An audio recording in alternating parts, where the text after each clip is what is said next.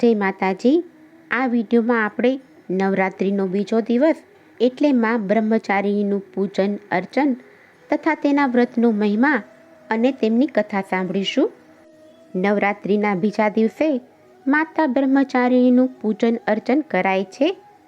બ્રહ્મચારીણીનો અર્થ થાય છે બ્રહ્મચર્યનું પાલન કરનારી, તેણીને તપસ્વીની પણ કહેવાય છે। બ્રહ્મચારીણી દેવીનું સ્વરૂપ સંપૂર્ણ જ્યોતિર્મય અને પ્રભાવશાળી છે। તેમના જમણા હાથમાં માળા તથા ડાબા હાથમાં કમંડળ શોભે છે। દધાનામ કરપદ્માભ્યામ અક્ષમાલા મંડલજા દેવી પ્રસિદ્ધમતુ મયી બ્રહ્મચારિણ્યમ ઉત્તમા। મા દુર્ગાની નવ શક્તિઓમાં બીજું સ્વરૂપ બ્રહ્મચારિણીનું છે। અહીં બ્રહ્મ શબ્દનો અર્થ તપ થાય છે। બ્રહ્મચારિણી અર્થાત તપના ચારિણી, તપનું આચરણ કરનારા કહેવાયું છે। વેદસ્તત્વ તપો બ્રહ્મવેદ, તત્વ અને તપ બ્રહ્મ શબ્દના અર્થ છે। માર્કંડેય પુરાણની કથા પ્રમાણે બ્રહ્માજીની શક્તિ તે બ્રહ્માણી તંત્ર ગ્રંથોની 8 શક્તિઓમાં એક બ્રહ્માણી છે। મત્સ્ય પુરાણમાં માતૃકાઓની મૂર્તિઓના લક્ષણ બતાવ્યા છે। માં બ્રહ્મચારિણીની મૂર્તિ 4 ભુજાવાળી તેમજ અક્ષસૂત્ર અને કમંડલથી શોભાયમાન છે। બ્રહ્મચારિણી દેવીનું સ્વરૂપ પૂર્ણ જ્યોતિર્મય અને અત્યંત ભવ્યાતિ ભવ્ય છે। તેઓ ગૌર વર્ણ ધરાવે છે। માં બ્રહ્મચારિણીની પૂજાથી જીવનમાં કઠિન સમયમાં હિંમત મળે છે।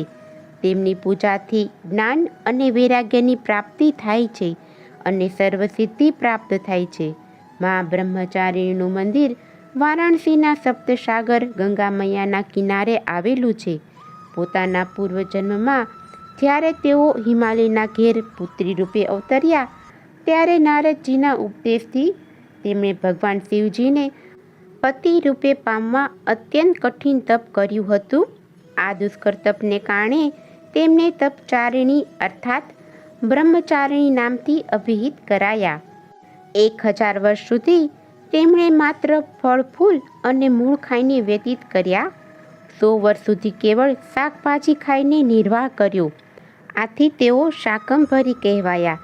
કેટલાક દિવસો સુધી કઠિન ઉપવાસ કરતા ખુલ્લા આકાશ નીચે વરસાદ અને તડકાના ભયાનક કષ્ટો સહ્યા। આ કઠિન તપસ્યા બાદ 1000 વર્ષ સુધી કેવળ જમીન પર ખરી પડેલા બીલીપત્રો ખાઈ અહર્નિશ ભગવાન શંકરની આરાધના કરતા રહ્યા। ત્યારબાદ તેમણે સૂકા બીલીપત્રો ખાવાનું પણ છોડી દીધું। કેટલાક વર્ષો સુધી તેઓ નિર્જળ અને નિરાહાર તપ કરતા રહ્યા। પાંદડા ખાવાનું છોડી દેવાને કારણે તેમનું નામ અપર્ણા પડી ગયું। કેટલાક વર્ષોના આ કઠિન તપના કારણે બ્રહ્મચારિણી દેવીનું પૂર્વજન્મનું એ શરીર એકદમ ક્ષીણ થઈ ગયું। તેઓ અત્યંત કૃશ થઈ ગયા। તેમની આ દશા જોઈને તેમના માતા મેના અત્યંત દુઃખી થઈ ઉઠ્યા। તેમણે તેમને આ કઠિન તપસ્યા પૂરી કરવા માટે પોકાર કર્યો અને કહ્યું, ઓ માં, અરે નહીં, ઓ નહીં। ત્યારથી દેવી બ્રહ્મચારિણીના પૂર્વજન્મનું એક નામ ઉમા પણ પડ્યું। તેમના આ તપના કારણે 3 લોકમાં હાહાકાર થઈ ગયો। દેવો, ઋષિઓ, સિદ્ધજનો, મુનિઓ સર્વે બ્રહ્મચારિણી દેવીના આ તપને અભૂતપૂર્વ પુણ્ય કૃત્ય કહીને તેમની પ્રશંસા કરવા લાગ્યા। અને ત્યારે બ્રહ્માજીએ આકાશવાણી કરીને કહ્યું કે, હે દેવી, આજ સુધી આવું આકરું તપ કોઈએ કર્યું નથી। તમારાથી જ આ સંભવ હતું। તમારી મનોકામના પૂર્ણ થશે। તમે ભગવાન ચંદ્રમૌલી શિવજીને પતિ તરીકે પ્રાપ્ત કરી શકશો। આપના માતા પિતા સાથે આપ ઘરે પાછા ફરો। અને આ રીતે દેવીએ આકરા તપથી શિવજીને મેળવ્યા। એ જ દેવી આકરું તપ કરી આદ્યશક્તિમાં જગદંબા માનવીને શક્તિ પ્રદાન કરે છે। એ જ માં આદ્યશક્તિના ગુણગાન અને યશગાથા અને ગુપ્ત રહસ્યની કથા દુર્ગા સપ્તશીમાં વર્ણવી છે।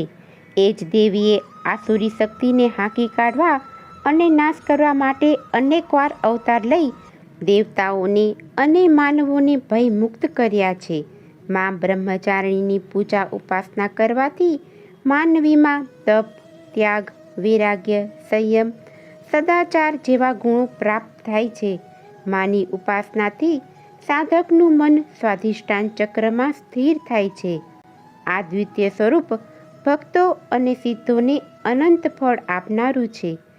પંચામૃતનો અભિષેક કરી ડમરો, ગુલાબનું ફૂલ તથા નારંગીનું ફળ અર્પણ કરવું જોઈએ. માની આરતી ઉતારીને ભોગ ધરાવવાથી માં અતિ પ્રસન્ન થાય છે. વિદ્યાર્થી મિત્રોને વિદ્યા અભ્યાસમાં ખૂબ જ પ્રગતિ થાય છે અને ધાર્યું પરિણામ પ્રાપ્ત થાય છે. આવા ભક્તવત્સલ માં બ્રહ્મચારિણીના ચરણોમાં મારા વારંવાર પ્રણામ છે.